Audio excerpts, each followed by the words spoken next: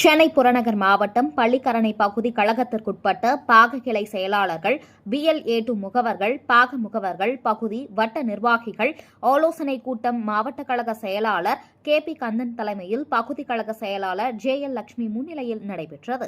இந்த கூட்டத்தை கழக அமைப்பு செயலாளர், தொகுதி பொறுப்பாளர் K சிங்காரம் ஆலோசனை வழங்கினார்.